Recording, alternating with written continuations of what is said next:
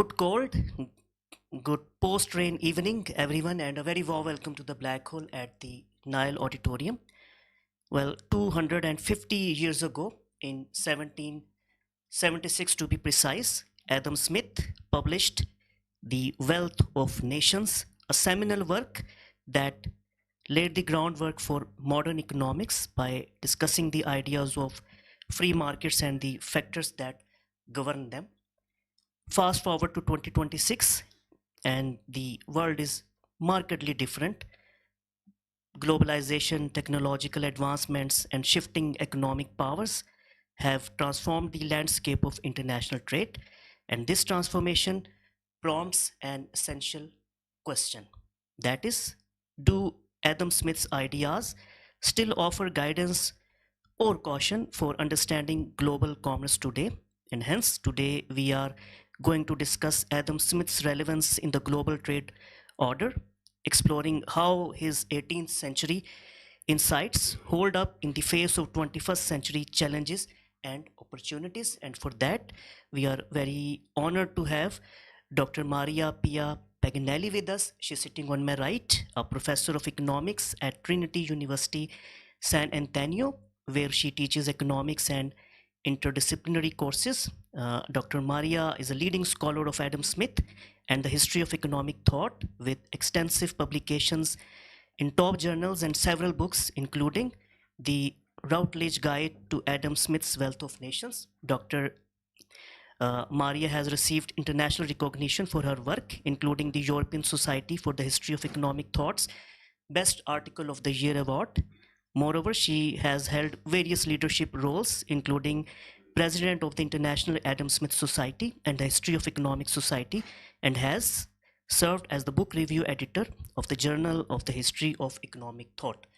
On my left sits Dr. Ali Salman, who will serve as a host and moderator of this discussion.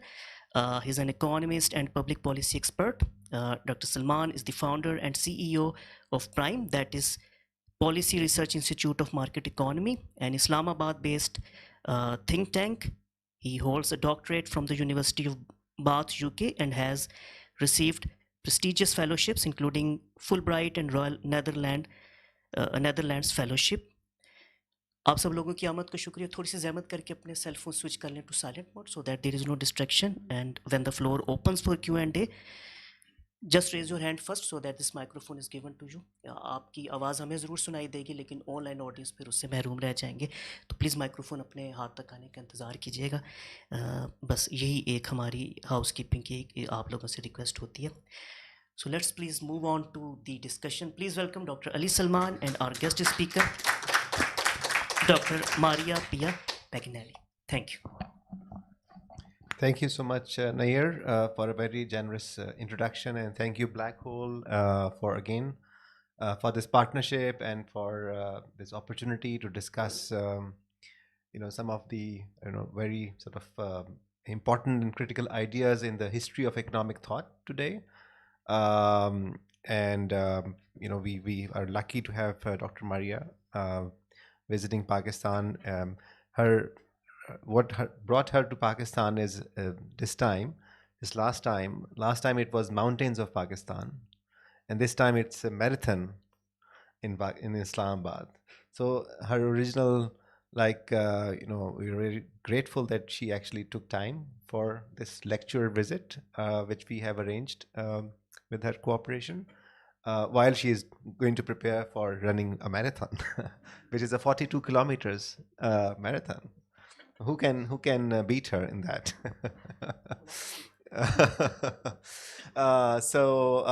That's like the adventure part.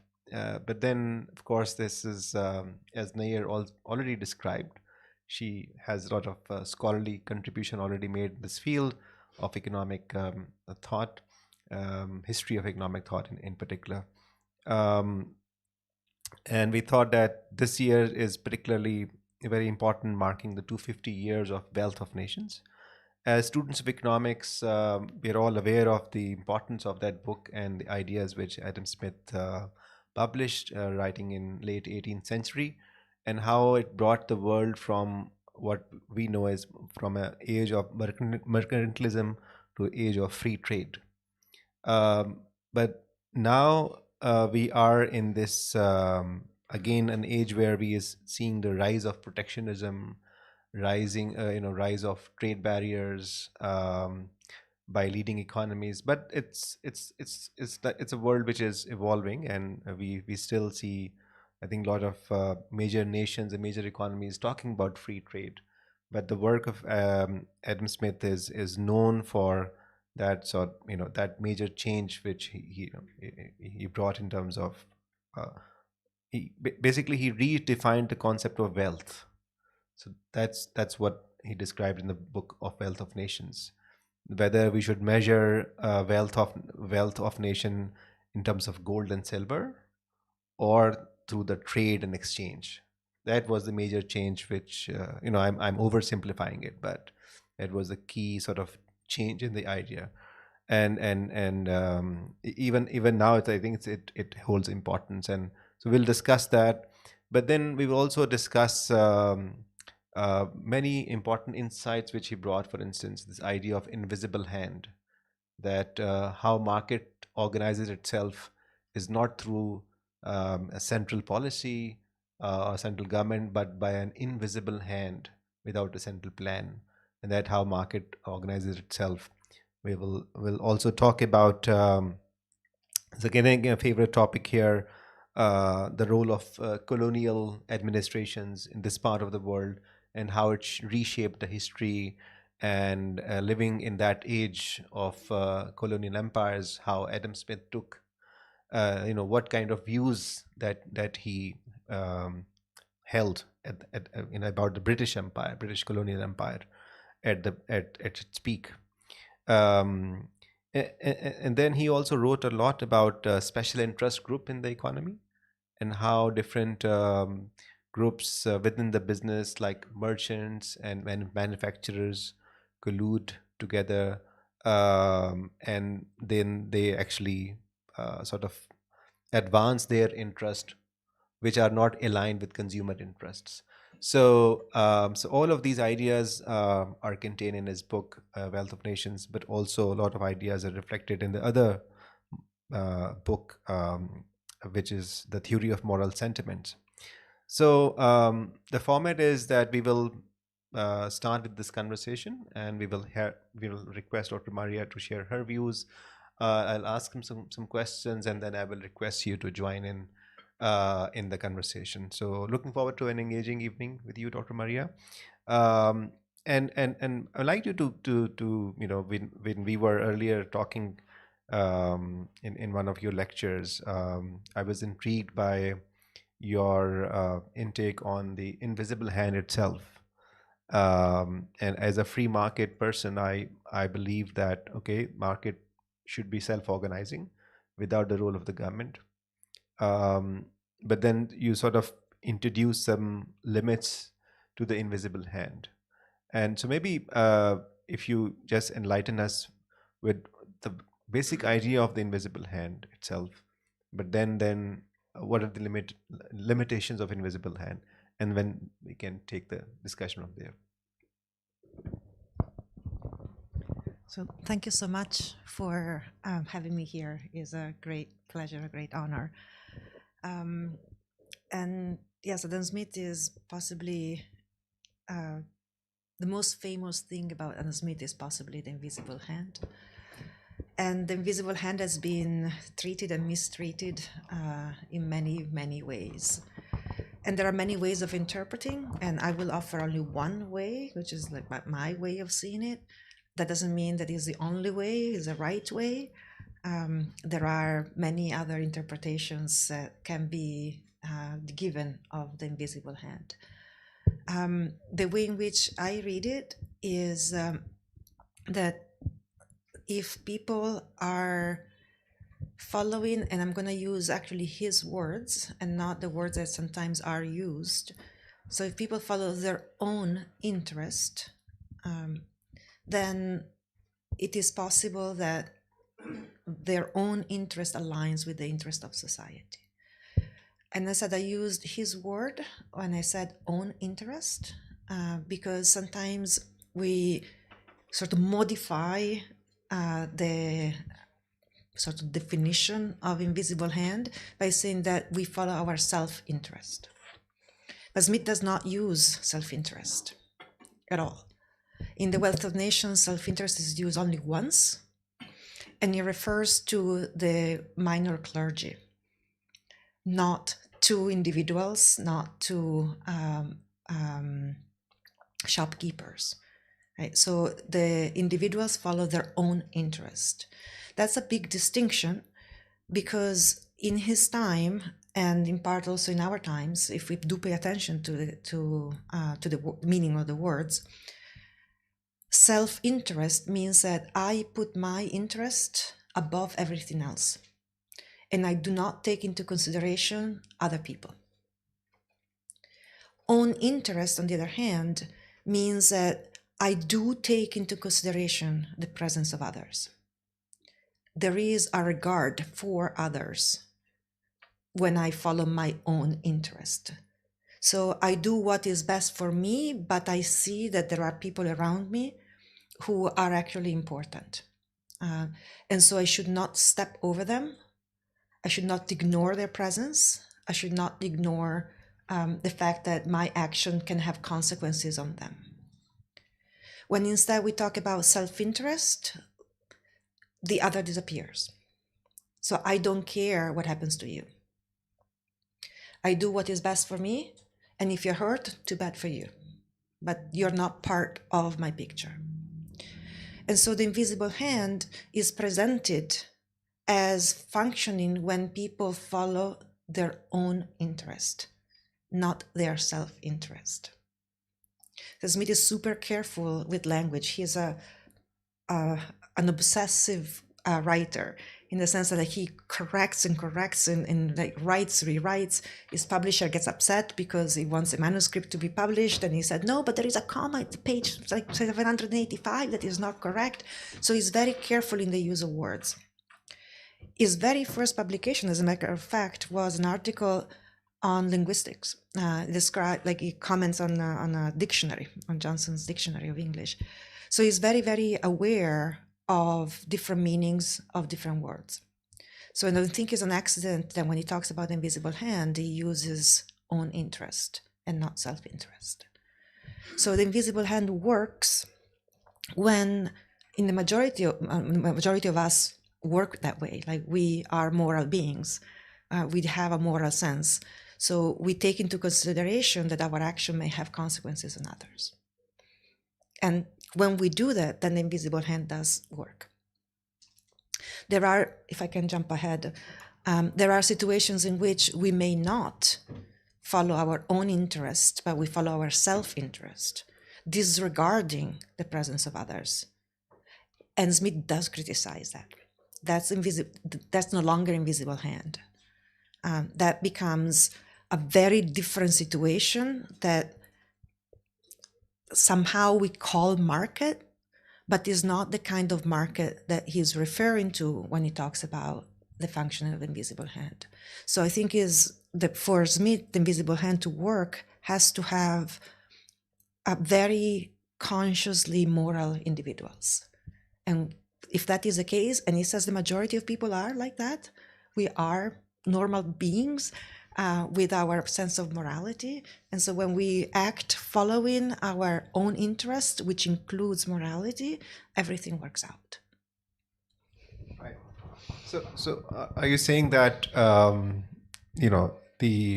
in his view, this was the individual own motivation, but also the individual's own moral values, which are driving transactions, which define the markets and which then propels the trade and exchange. But when we talk about the role of a policy or a law or a government, this is kind of an external agency to these transactions. So when you say, okay, from an invisible hand to visible hand, so would you imply like this is the role of the government here? And then what will happen, in which way government can actually direct the morality of transactions, of individuals, of firms, because government and the direction of the government does play a role. I mean, in terms of incentives, which government sometimes defines through laws, through regulations, you are affecting behavior. Of course, Adam Smith might not have written exactly on these issues, but based on that reading, how would you see the role of the government here? Right. So let me make a step back, if you don't mind. Probably the second most famous part of The Wealth of Nations is from the very beginning of the book, where Smith says that it's not from the benevolence of the butcher, the brewer, and the baker that we get our dinner, but for regard of their interest, their own interest. Again, it's not self-interest.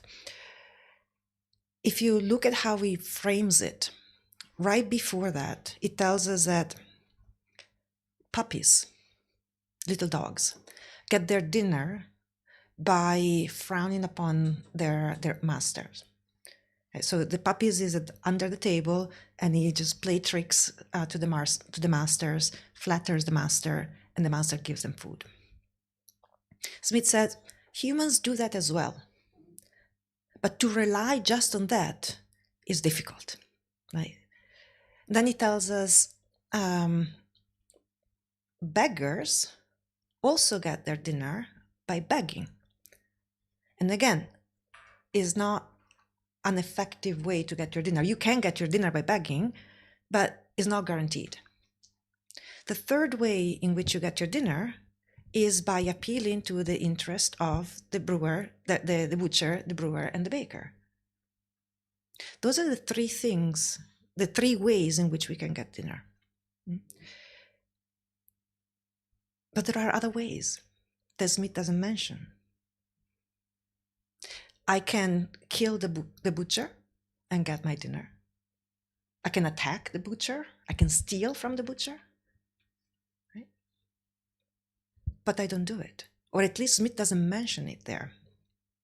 The only way through which Smith is describing our getting dinner is through either exchange or through a relation among individuals that can be of superiority and inferiority, right? So you behave like a dog, you behave like a beggar, that is superior and inferior, or you behave like equals.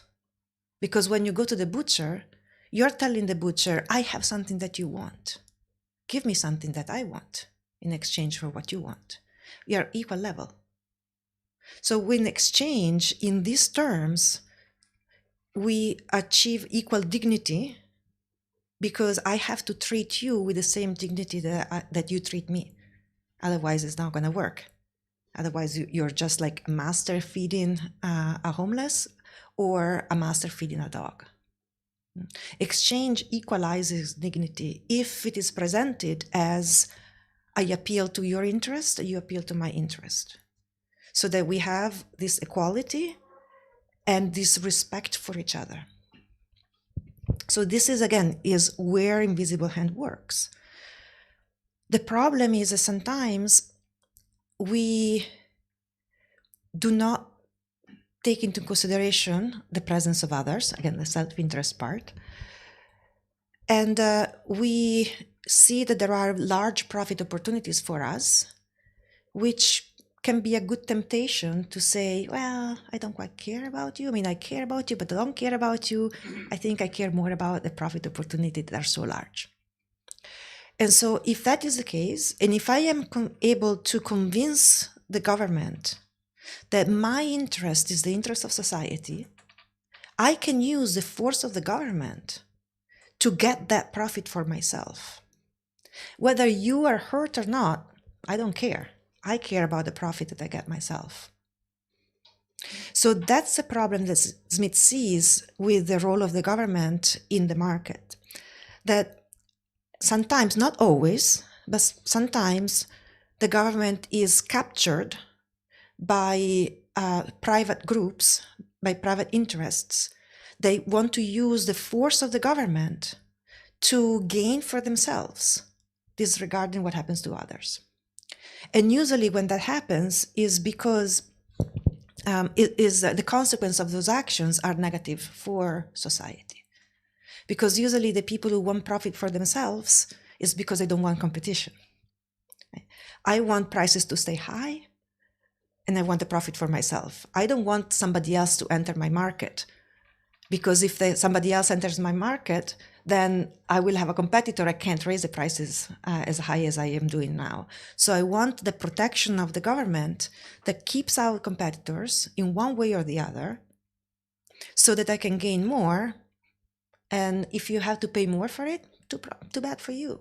I don't care. I care about my high profit. So that's, I think, is the problem that you see is with government interventions that are pushed by groups that want privilege for themselves, and therefore also encourage the government to treat individuals differently because they are privileged and others are not.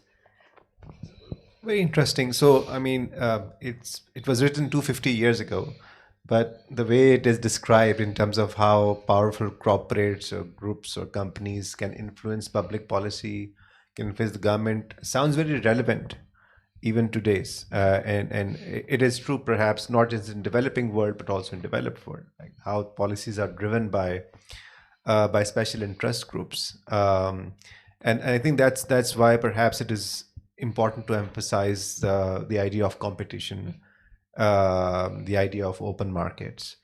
And in your answer to that question, you talked about exchange. And I want to take the discussion from exchange to trade. And particularly want to highlight and seek your views in terms of the trade, the shift in the trade in that time, global trade pattern.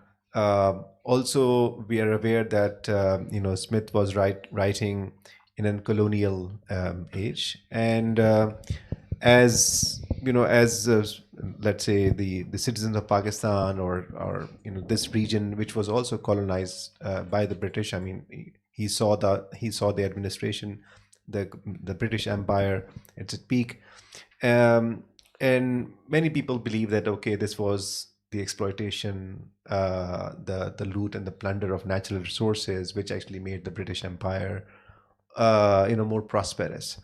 But then we know from the reading of Wealth of Nation, but that Smith was not necessarily favoring that idea.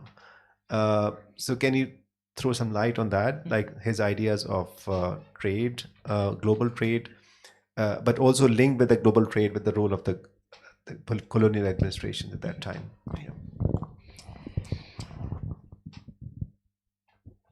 I'm going to give you the very short answer and then I'll explain. Smith tells us that in his time, people favored the empire and the colonies because the presence of the colony made Britain wealthier. And Smith said, it is despite of the colonies that Britain is wealthy. So it's not because of the colonies, but despite the colonies that Britain is wealthy. And I'll unpack it. The first is what happens when you discover new lands and new way to come to old lands, right? So from Britain, now with the discovery of America, you have a new land, new opportunities, new markets that are opening up. With the discovery of the circumnavigation, on the route that circumnavigates Africa to get to India, and for Smith, India is the whole subcontinent, you have very cheap routes to actually get to India, as opposed to do it by land, which is very expensive, very long, and very risky. To do it by sea, on the other hand, is much cheaper, faster, and safer. So Smith tells us that the two most important events in human history are the discovery of Americas and the discovery of the route that circumnavigates Africa to get to India. Because those are the ways through which markets are expanded. And the larger is your market, the more you can specialize. And the more you specialize, the more you can be productive, right? So the division of labor is what increases productivity. If you try to do something yourself, most likely you're going to succeed if you're lucky, but whatever comes out of it, of your daily consumption, is not going to be as good as if you rely on people who specialize in the production of it. So the division of labor is possible because the markets are expanding. If you don't have a large market, it makes no sense to specialize, because if you specialize in producing pins, because you mentioned the pin factory, then you have nothing to eat if the market is not large, because you spend all your time producing pins, and if there's nobody to sell pins to, you're stuck with the pins. And if there's nobody from whom you can buy your dinner, then you're stuck with pins, right? So specialization is possible only if there is an extensive market. Small markets do not allow for large specialization, for deep specialization. Large markets do. So the expansion of markets through the discovery of Americas and the circumnavigation of Africa is a great thing. It's the greatest thing that can ever happen to mankind, because markets now are larger, productivity increases, you can produce more, you can consume more. That's how Britain got rich. The problem, Smith says, is that you have merchants and manufacturers that see these huge profit opportunities because of the expansion of the market. And what they did is to convince the government that they should have the sole access to those markets. And so they created regulation and monopolies so that they could exclude others from the trading routes and from the markets in Americas and in India. So those monopolies for Smith are horrible, because what they're doing is they are closing the market as opposed to let it open. And by being the only merchant or manufacturer in that market, you're also decreasing the quality of the goods that you're producing and selling. And of course, you increase the price. And this makes no sense. Nevertheless, it is present. So Smith tells us that the entire British Empire is a creation of the special interest groups that capture state power to benefit themselves. And he said this is such a huge nonsense, because it's so expensive to maintain the empire that it makes no sense to do it. Like all the wars that Britain faced in the last few decades are all because merchants and manufacturers want to create and maintain their monopolies. And what do we get out of these monopolies? Nothing. Just like less than we would if there were no monopolies. And on top of it, we have to defend the colonies. Yeah. So this is why Smith is saying that Britain is wealthier despite the monopolies, and not because the colonies. It is despite the colonies. As a matter of fact, again, the book was published in 1776, only a few months before the Declaration of Independence of the North American colonies. Smith offers, he was very much aware of the tensions that were present in North America. And if you care, I will tell you more about the situation in India. But what he's saying is like the situation is so bad, like the empire is so costly, the debt that the empire is facing is so huge. It makes no sense to keep the colonies. If you really want to keep that large market, incorporate the colonies. Make a big union. so that everybody will be British citizens and everybody can be taxed. Like, so now we have the source of revenue to the colonies are no longer colonies, the colonies are part of Britain, and they're no longer a burden because we can tax them. So this is not going to fly, he's aware of. So he says, let the colony go. And by let the colony go, he meant all the colonies, not just the North American colonies. Of course, the North American colonies were the most salient at the time, but he just didn't want to have any colonies at all. And he said, if you don't let them go, they will fight. They will rebel, and you will lose them, and you will lose a possible trading partner. So that's his view of the colonies. A cost for the empire, not a benefit. Right. And we see, I mean, in terms of, I don't know if you have some views that how, like, you know, current global trade order is emerging or changing. Have you reflected on these changes? Have you developed some thoughts on the current contemporary tariff wars? And if Smith was alive today, I'm wondering how he would have responded to these tariff wars. So Smith sees the majority of tariffs as consequences of pressures of interest groups. So I want this tariff because I want to protect my market, but I'm not going to say it in this way, right? I'm going to say, oh, dear government, you need to protect yourself, and by protecting me.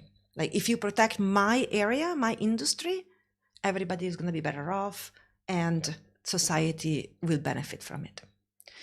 But all the sectors are going to say that, right? So it's not just like is like the wool market, the tobacco producers, the sugar producers. They're all going to ask for their own protections because that is what is good for society. As Smith says, that's completely false. It's not true that it's good for society, but because people don't know any better, they tend to like this idea, so they follow it.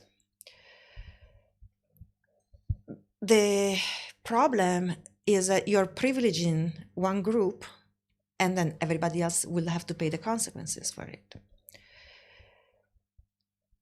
That said, like, what if a country imposes tariffs on you? Then you should retaliate, a trade war. And he says, why? Why do you want to retaliate? It's going to cost you, right? Because the cost of a tariff is not on the other side, is on your side. So if I impose tariffs on the good from France, I am the one suffering because I can get at the time wine. It was a big deal, and Smith also was very fond of French wines. So it's like, if you put tariffs on French wines, who's going to benefit? Not us, because we are forced to buy more expensive wines or wines from Portugal, which are disgusting. It's like asking us to produce wine in Scotland. Scotland is not famous for their wines. So it makes no sense. It's just like, is putting a tariff, even if it's for retaliative purposes, is like destroying the good weather that you may have in France so that you can produce bad wines. It's like having like something bad happening to your country, like a natural disaster, and that those are the consequences. Only in rare occasion it is possible to think, he's very cautious about this, that if you put a tariff on me and I put a tariff on you, you will lower your tariffs or take it down. But that, Smith says, is super risky. Is very, very difficult that actually will take place. But it is a possibility.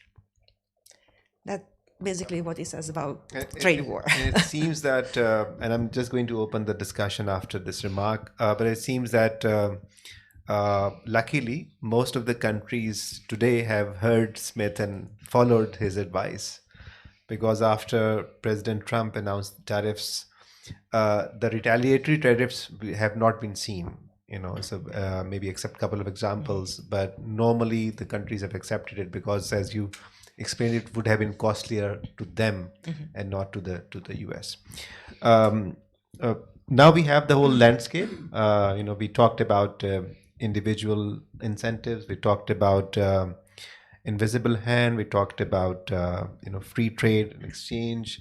We talked about what really is wealth of nation. We talked about tariffs and tariff war. And I'd like to invite you to bring your thoughts and comments and questions. To introduce yourself and then please do. Yeah. Please. Ma'am, I would like to ask you if introduction. Shakil Chaudhary is my name. I'm a journalist. I would like to ask you if Adam Smith were alive today, what would he say to President Trump?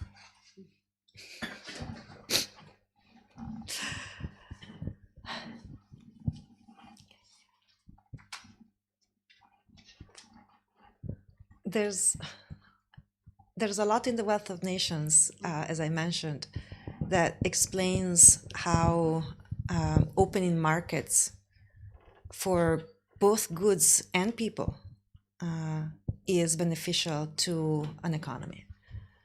So the expansions of market is actually what creates wealth. Ali mentioned earlier the different view of what is wealth that Smith brought to the table. A positive balance of trade was traditionally the mercantilist way of understanding what wealth was. I want to have more gold and silver in my country. I want to have an influx of gold and silver as opposed to an outflow of gold and silver. So the more money a country has, the richer the country is. As Smith says, no, that's not right. A country is rich when people can consume. So the more you can consume, the richer you are. The amount of money that you have does not determine how much you can consume, but the amount of goods that you have determines how much you can consume. So what matters is productivity. And productivity, as I mentioned earlier, depends on division of labor, and division of labor depends on the extent of the market. So if you want to grow rich, you have to expand your markets. You have to have open markets. The larger your market is, the better off you're going to be. That implies mobility of factors of productions, mobility of goods, and among the factors of production is mobility of people. Right? So if labor is stuck in one place and is not able to move where wages are better, then you have a problem because you're not have enough labor to produce what is actually demanded in the market. So I think that is a lesson that Smith told us 250 years ago and can still teach us today.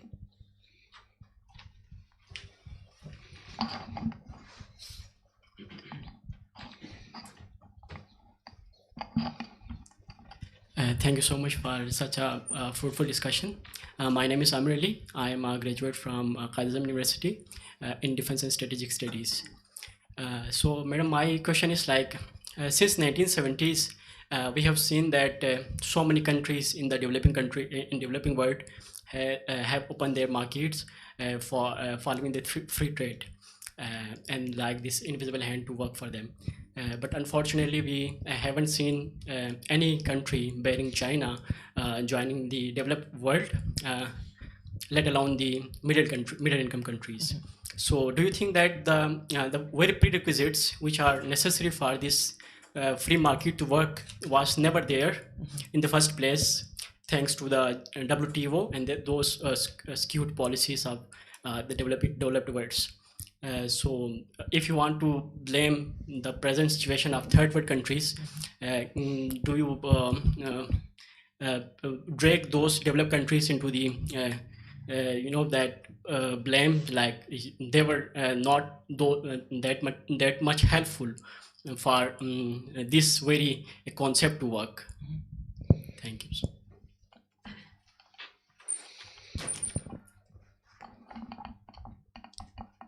I think that there are a couple of aspects in your question that are present in Smith. So Smith describes the development of Europe mostly.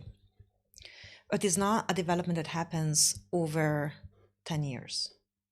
It's a development that happens over centuries. So for him, the horizon is quite long. It's not something, you cannot change something overnight. Because there are a lot of institutions, a lot of culture that has to adapt to different situations. So he's thinking on long term as opposed to short term. That's one aspect. The other aspect is that you have to be careful about the details, so the context. So it is true that there have been opening of the economy, but you have to look in the details. Like, are all the policies actually special interest free? There were really no privileges given at the national and international level, because some of the constraints that are put at even an international level may have some pushing behind. So Smith would say, look with a lot of care where the money goes, basically. Because again, the rhetoric is always going to be, I'm doing this for your good. But it's not necessarily the case that that is done for your good. It may be done for my good at your expense. Right? So I would be looking at the actual details of all individual countries, because it's not something that you can generalize, and look at what kind of special interest groups may have benefited from certain policies opposed to others. If you allow, let me add to this question. I think this is a great question, and following what Dr. Maria explained. So your question is about whether free trade has benefited other countries to join that, developed country status. And I would say China is actually much later entry into these developed or developing country status. Much before China, we saw other countries, including Japan,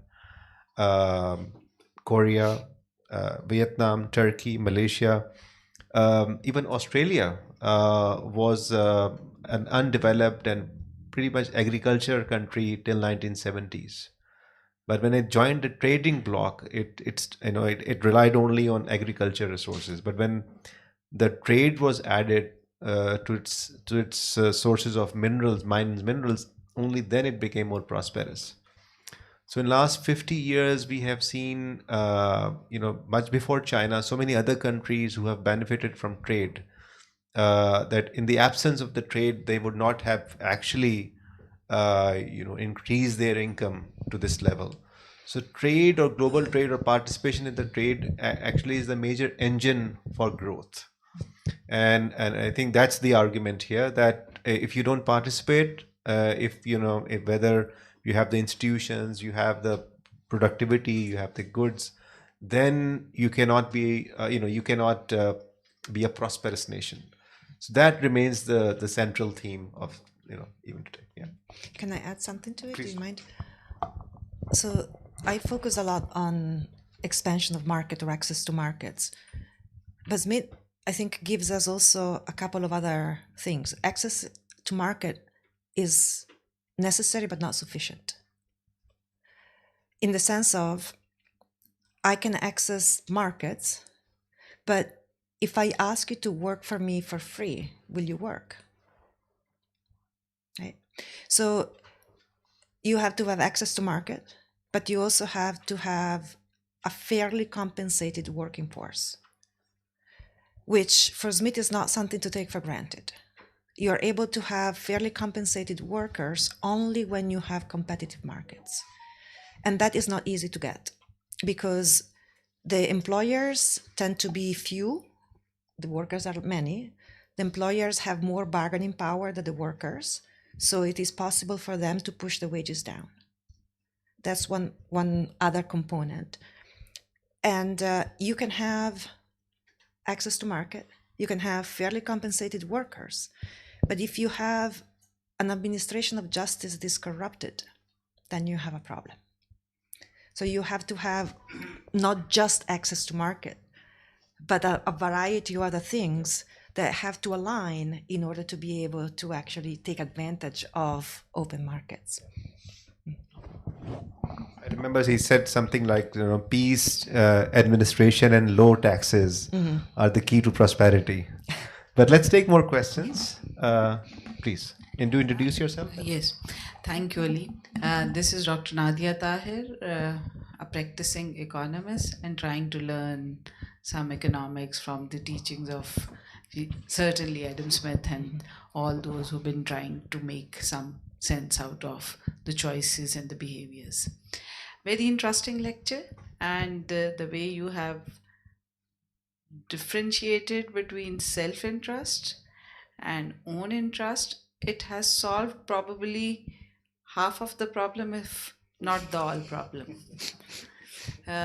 Coordination failure, externalities give rise and a justification for the state to take part into the market activities, and the coordination failure is the reason where we have seen that whole story been hashed up, that how to give directions to the market and businesses. But when you say that own interest is something regarding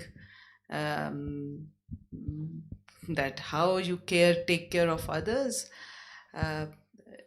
so you are putting moral philosophy as an enemy of the state, so which is the bigger evil. If I say that the story of economic thought, and when the Marshall defines economics, that part of the struggle, that part of life which deals with the happiness and satisfaction and the material well-being, and then the whole effort of Stuart Mill and all those who've been writing on the subject, they tried to keep the philosophy at bay and saying that which philosophy, then you can't justify actually. And by your lecture, I am again lost. And can you help me in thinking clearly that when we bringing this philosophy question again into the subject, the moral philosophy question, so the quantification part, making rules, which philosophy matters, then how to deal with all these type of questions. Yes, we can keep the governments away from all the problems. Second, the extent of market itself is not unlimited. So what would be the defining principles that this would be the optimal size of the market? Because we see economics been struggling with the distribution part, and I limit myself here. Help me, please. Okay. Let me first clarify something that I'm not sure it was clear or is clear in my mind from your question. Smith is not against the government. So Smith has a positive role for the government, and he thinks it's necessary. Especially the more developed a country is, the more necessary the presence of the government is. The problem that he sees is when special interest groups capture the power of the state to privilege themselves. So when the government doesn't have policies that are benefiting everybody. So if you don't treat people equally, but if you give privileges to some because there's somebody behind that says, me, privilege me, that's where the problem is. So it's not that government is an enemy all the time. The government is a problem only when it's captured by a special interest group.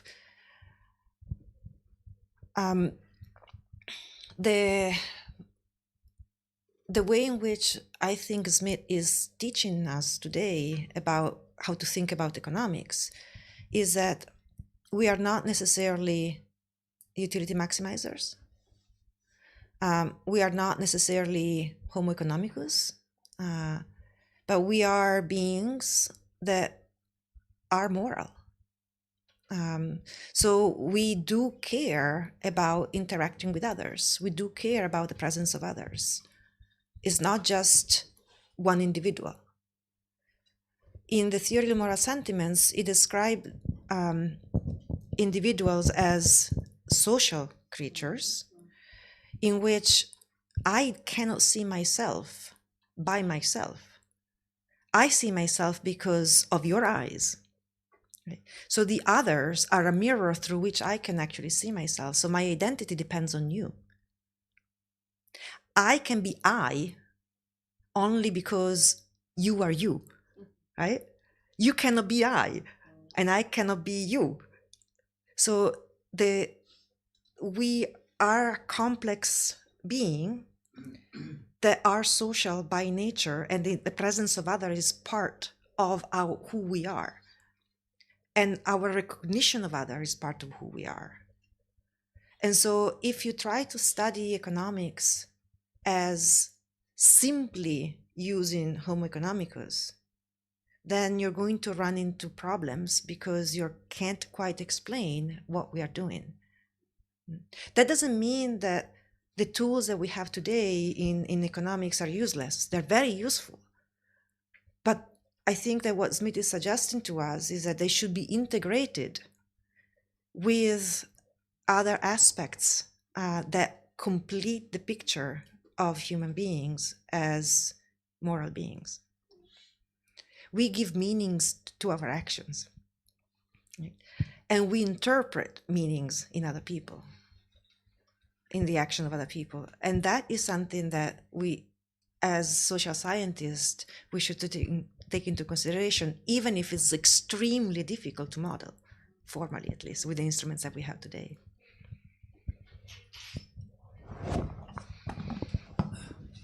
Please. Hello, thank you so much for the talk. My name is Maria and I have a degree in economics and currently I'm working in financial sector. So thank you for the talk. And in your talk, you mentioned about price.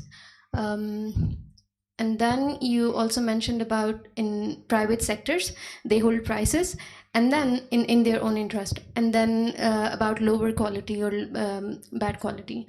So how do you relate this to the modern Chinese economy? And also, how do you visualize this concept or this notion in terms of developed versus developing nations? Thank you so much.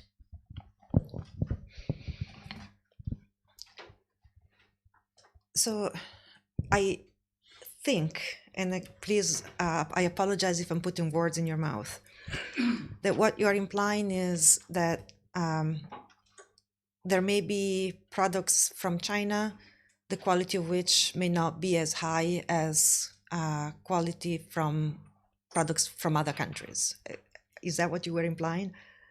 Maybe the other way around. Oh, the products from China are better than the products from other countries? I think it works in either direction.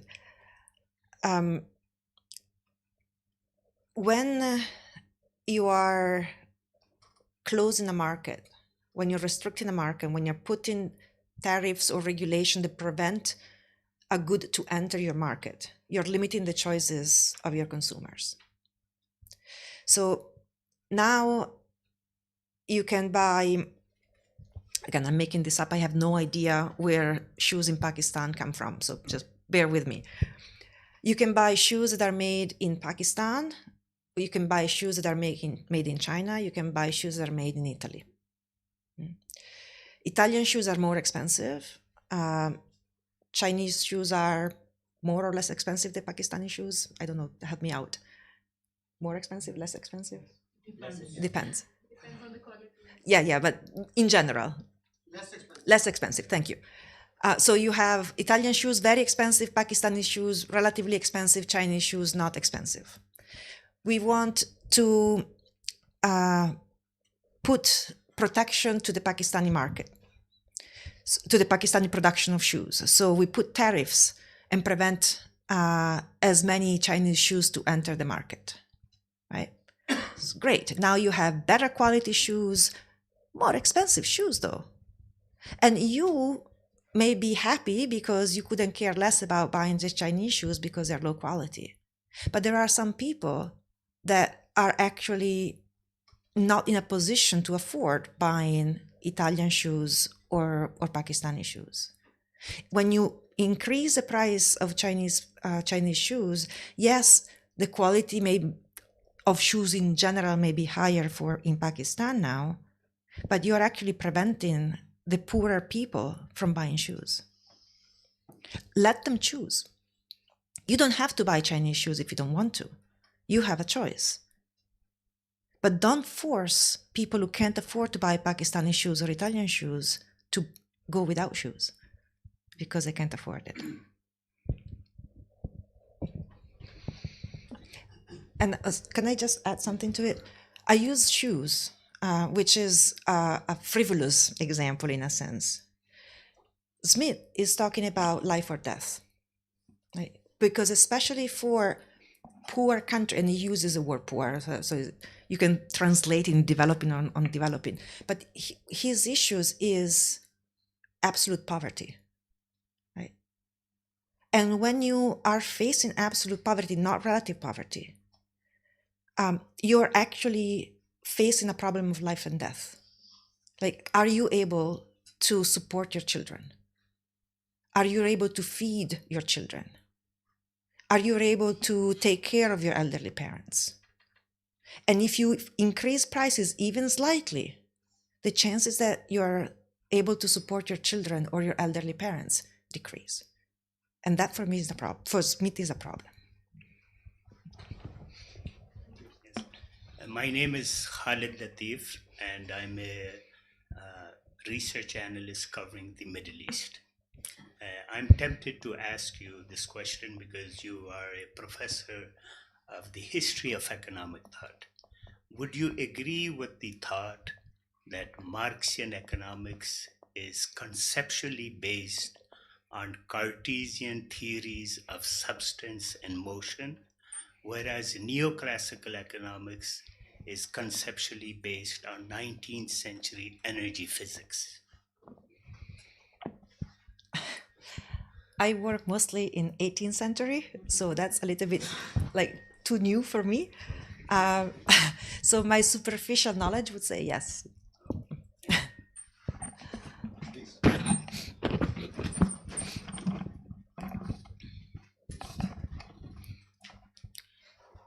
Hello, thank you for the talk.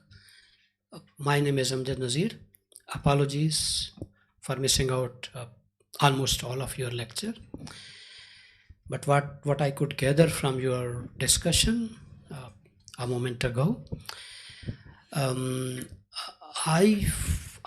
tempted to ask that we are assuming, you might have spoken before, but we are assuming that states are sovereign, trade are free, or trade is free, and we are operating in a liberalized politico-economic environment, which is not. So you know that developing countries are not free, as the developing states are not free, so the market is not free. As the states are coerced, maneuvered, with or without WTO, you must be knowing it better. So it affects the states, and then countries like ours influence their states, and states their markets. Therefore, markets are not just, not free, not competitive, that you have just said. Secondly, you said that human individual is a moral being, and who else knows it better that they are economic being as well. And certainly you might have spoken about that too. But my interest is about the dialectics between being a moral being while operating in the market and being a market player or an economic being. when dealing in a market or making certain transactions. So how do you look at this dialectics? The second part of my question. The first part of my question is that neither the states nor the markets are free. With that, which was Adam Smith's major assumption. It might be true in the West, it might be true in the 19th century, but that's not the case, at least in contemporary times. So please shed light on that. Thank you. I may actually question the assumption that you made. Smith defines the wealth of nations as a violent attack against the whole commercial system of Britain. So for him, in his time, the state was not free, markets were not free, there was nothing free. And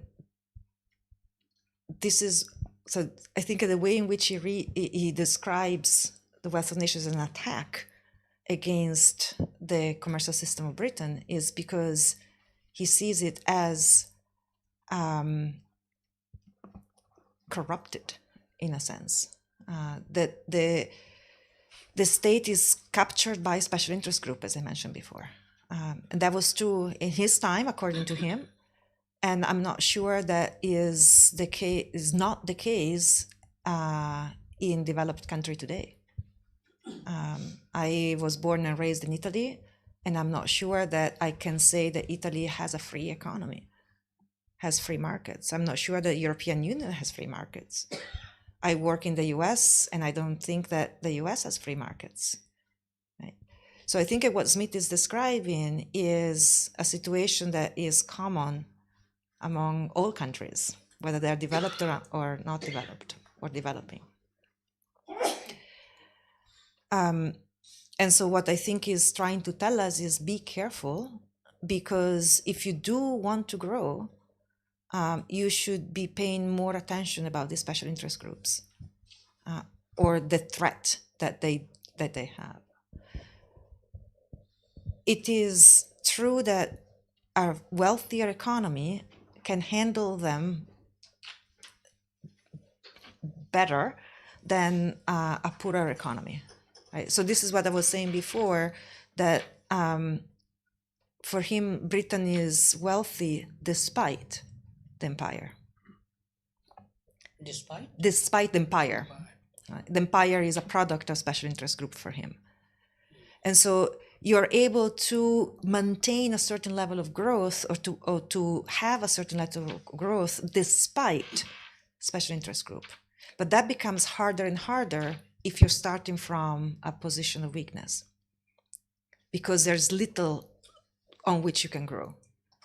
So I think for the lesson that you can give to developing countries is be even more careful about the state being captured by special interest groups. And I apologize, could you repeat the second question? That was about dialectics between being a moral being and an economic being. Right. So I think that Smith sees the majority of people as moral beings. Actually, all of us are moral beings. It's just sometimes we may face different incentives, but all of us are moral individuals. And you can think of it. Yesterday, I was in Peshawar. Sorry, the accent. And there were a lot of little shops, very tiny, making bread. Like they have the little oven, and then they have bread outside, like hanging, and then you can go and ask for the bread. There's a lot of them in the tiny little streets. I don't think, and again, I don't know, I'm just guessing, that there is a strong cartel of bread makers just because there's a lot of them. And I don't think that they are trying to hurt a consumer when he goes buy the bread. Right? I think that when you buy bread from the street vendor, The street vendor just sells you the bread. You buy the bread, you go home, he's happy with the money, and that's it. He's not trying to steal from you, he's not trying to hurt you. The majority of people are like the bread makers in the little shops that I've seen yesterday. Right? You just do your things, and you do what is right. Like you ask the right price, maybe a little bit more just because of the culture of bargaining, and you just like haggle a little bit, but that's about it. That's a very different situation than when you have a small group of cartelized individuals that are able to access the power of the state. Those are very different situations. Again, I used the bread makers in Peshawar,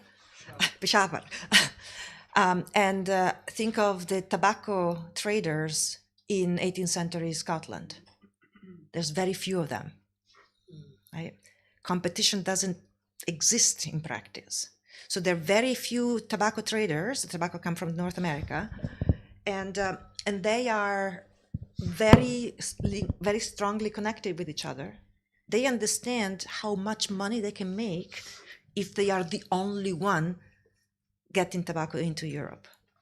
And what do? They go to the government and say, leave it to us. We know what is best for the country.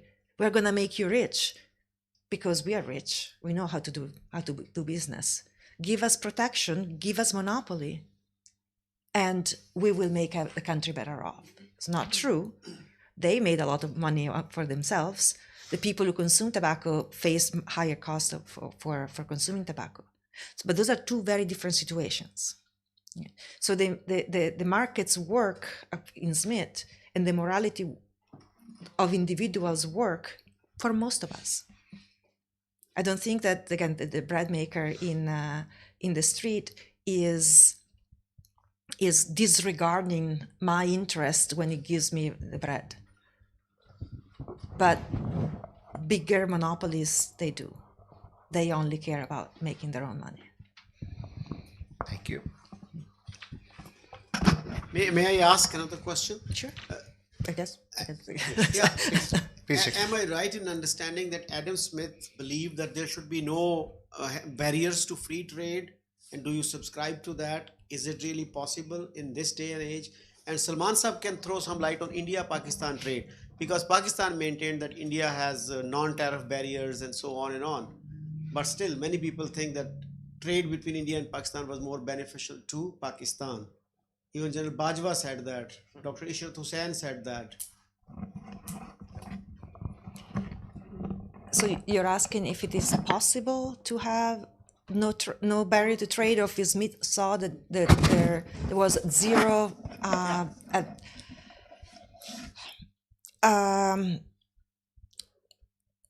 The short answer is no, meaning that there are special situations for Smith that require protection, or at least where protection is justified. Or some form of revenue for the government is justified. So the government has to support itself. There are expenses that are there. And one way in which you can have revenue for the government is through taxation of either domestic products or foreign products. So that you would have like some interferences, right? And also, Smith tells us that there are some special circumstances that would call for protection. He gives example of, he calls them party walls, which are partitions among different houses. So it's a wall that divides a house from another house. And they're ugly, but he says nobody wants them, but they're necessary.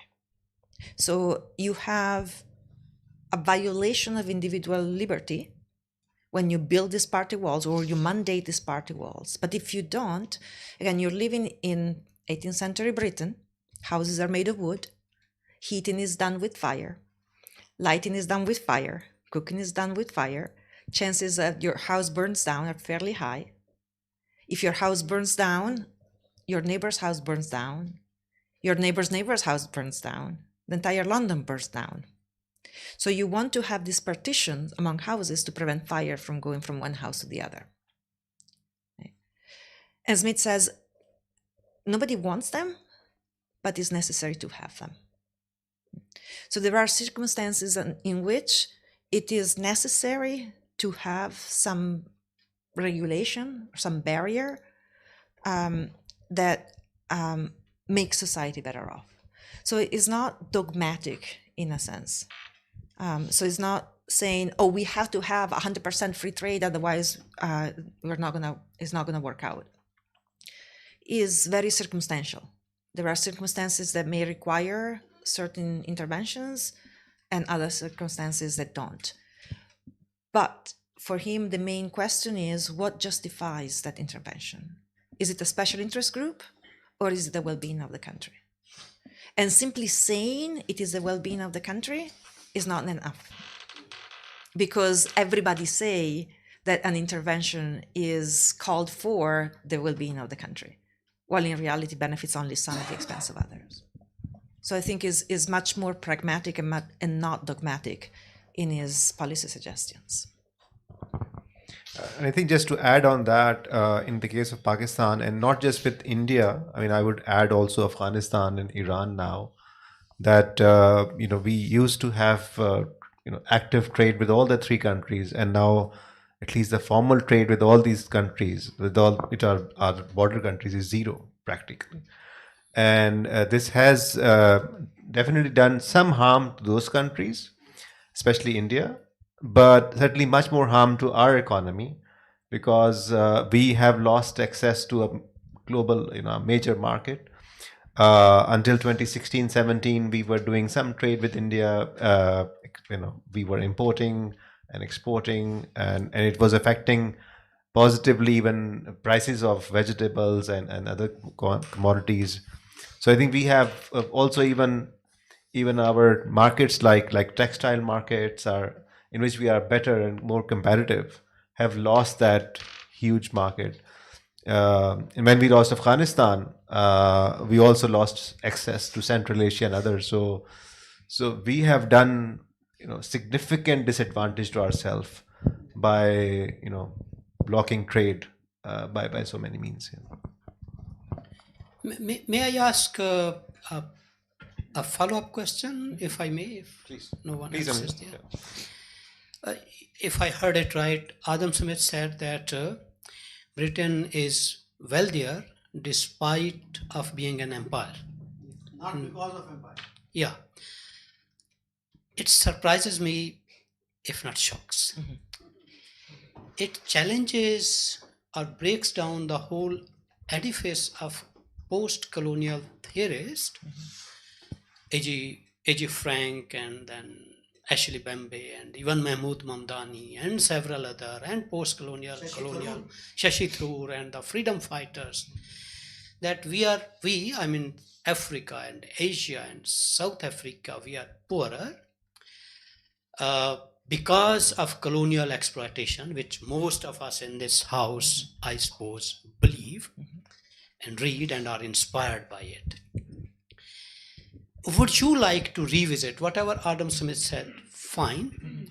Most of them knew several things, but allow me to say, several of them were armchair philosophers. They kept writing history and economics and politics and literature of South Asia, particularly India, including James Mill. Absolutely false. I'm not blaming, I'm not challenging Adam Smith, a towering personality. I'm a tiny boy. But this is really strange. Was it his folly or considered thinking, or had he got some evidence? I mean, it's hard to swallow. It's a bitter pill to swallow. Adam Smith is trying to shove through our throats and minds. So,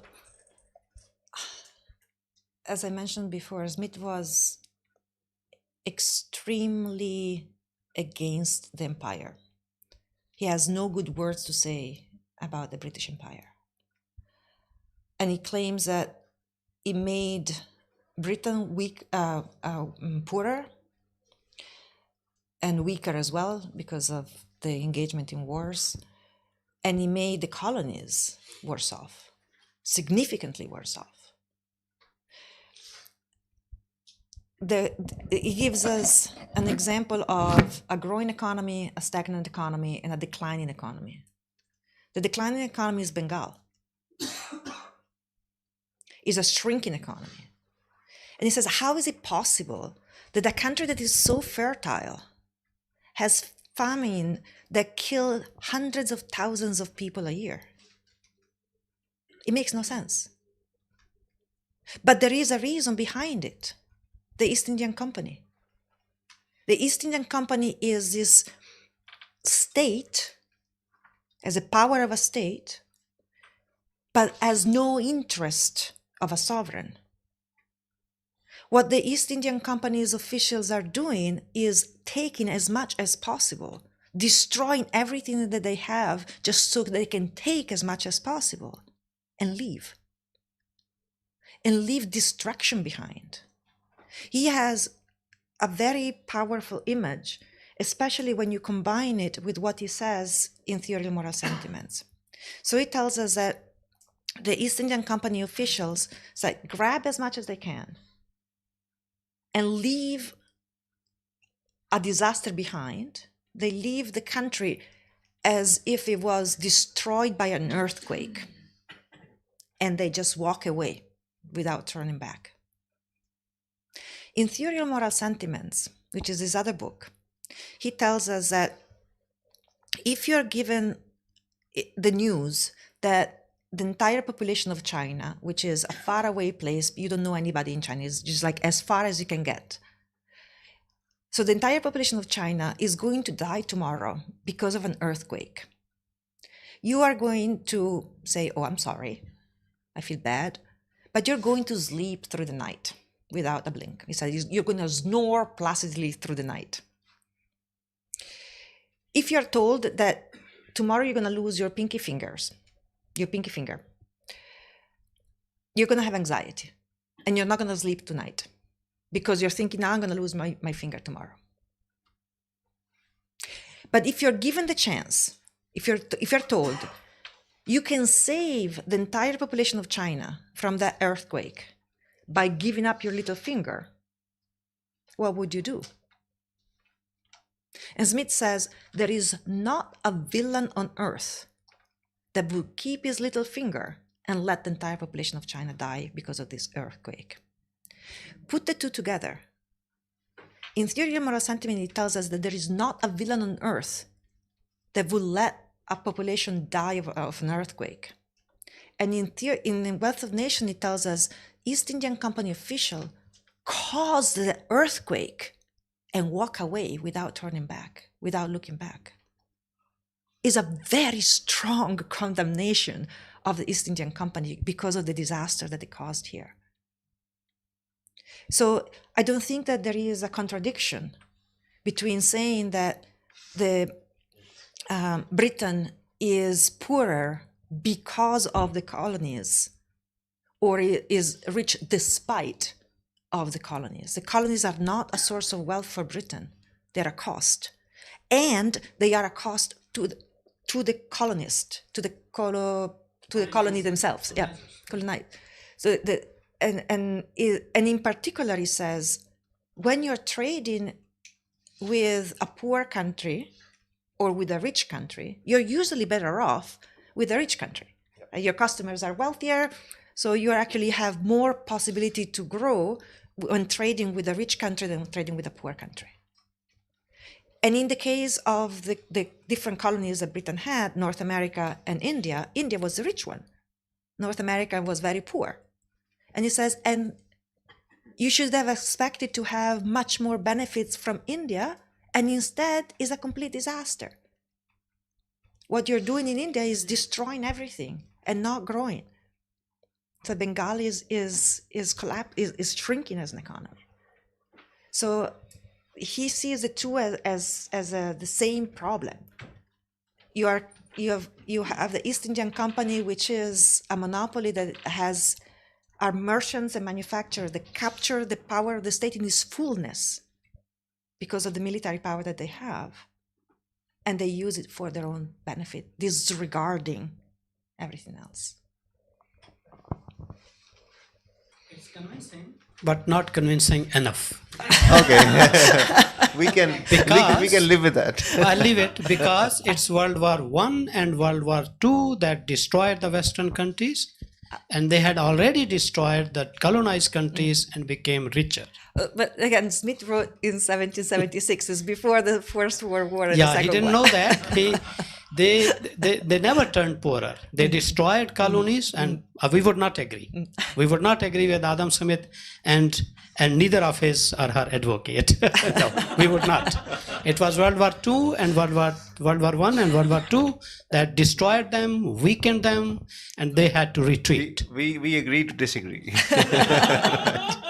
But I hope that we can agree that Smith lived before World War I. Right. Right. I have one subsidiary question if you allow. Jane, please. Thank you. The big enough industrialization and corporations, which Smith always advocated for specialization, don't you think it paves the way for the monopolies itself? And there is a apparent contradiction. And then the Corn Laws of 1815 in UK itself defeating the arguments at that time. What do you think and how you see these events? So again, Smith was not in favor of Corn Law. He was advocate to abolish them. And if I understand your question correctly, the problem is the extent of the market actually creates monopoly. Yeah, I think that's what Smith is seeing, is that the fact that now we have access to the American markets and the Indian markets, there are very large profit opportunity, and those are very strong incentives for special interest groups to lobby to get privileges for themselves. Yes, I think that's exactly the case. And part of Smith's story is a warning. It's like, be careful, because that is the case. And so it tells you explicitly, any laws or regulation that is proposed to the government, look with a lot of care who's behind it. Because most likely there is a special interest group that's pushing it. Those laws should not necessarily be passed. Yeah, so certainly power of democracy here. I guess there are no more questions here. So, Nair, with your permission, then we can close the discussion here. But I really thank Dr. Maria for a very engaging and thoughtful discussion, and thank all of you for your presence, and not just presence, but very active participation. I'm sure there will be much more interest when it goes up on YouTube, and Black Hole has a huge audience there. But this conversation should continue, especially, I think, as you can imagine, on our understanding of colonization and a different understanding of how it plays in development or underdevelopment. Engaging with colonies made British poorer. That's a statement that we can take it up for the discussion. Several books exposing the colonial exploitation. So we'll certainly come back on that. But thank you again for this discussion.